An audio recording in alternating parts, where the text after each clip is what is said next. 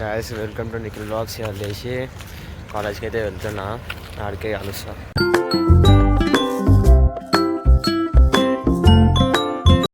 Guys finally bus stop కాడికి అయితే వచ్చేసిన. బస్ కోసం అయితే వెయిటింగ్ అయితే చేస్తున్నా.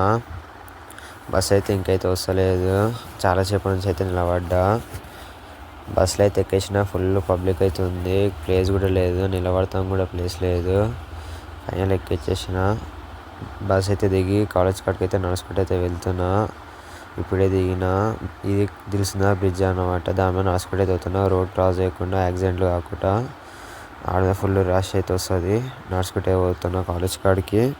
ఆడికే కలుస్తా గాయస్ ఇలా వీడియో అయితే తీయాలి. కాలేజ్ నుంచి అయితే రిటర్న్ అయితే పోతున్నా ఇంటికి. బస్సులో అయితే ఎక్కేసిన. చాలాసేపు నుంచి వెయిటింగ్ ఉండే ఫుల్. ఒక్క బస్సు కూడా రాలేకుండా లేట్ అయిపోయింది.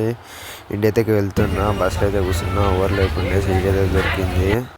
ఈ బస్ వాడు ఎట్లకించి అయితే తీసుకొస్తుండు. వేరే నుంచి అయితే వెళ్తున్నా, అంత ఐడియా లేదు ఏ రూట్ నాకు. గాయస్ ఇప్పుడే బస్ కాలేజ్ నుంచి అయితే నడుచుకుంటూ పోతున్నా ఇంటికి. ఇదిగోండి గాయస్, ఫుల్ చీకటి ఉంది. ఇప్పుడు మా మమ్మీ పోతే ఎంత తిడుతుంది ఏమో. నడుచుకుంటూ అయితే పోతున్నా. ఏం చేద్దాం, ఇంటికాడికి కలుస్తా. బాయ్ గాయస్ ఇంటికైతే వచ్చిన. నేను ఇంటికైతే వచ్చిన. మా మమ్మీ ఇప్పుడైతే వచ్చేసింది. నాకు అర్థం కాలే, మా ఇంటికాడ 2 డోర్లు ఉన్నాయి. ఒకటేమో ఇటు సైడ్ ఉంది. నీడ నిలబడి గంట సేపు నుంచి డోర్ కొడుతున్నా, మా మమ్మీ లోపల ఉందేమో అని. తెలిసింది ఏంటంటే ఇట్లకేంచి డోర్ ఓపెన్ చేసింది. మళ్ళీ ఏం చేద్దాం పిచ్చా. గాయస్ తినేసిన. నైట్ అయితే ఇంటికైతే వచ్చేసిన. నెక్స్ట్ అయితే కలుద్దాం. Bye guys.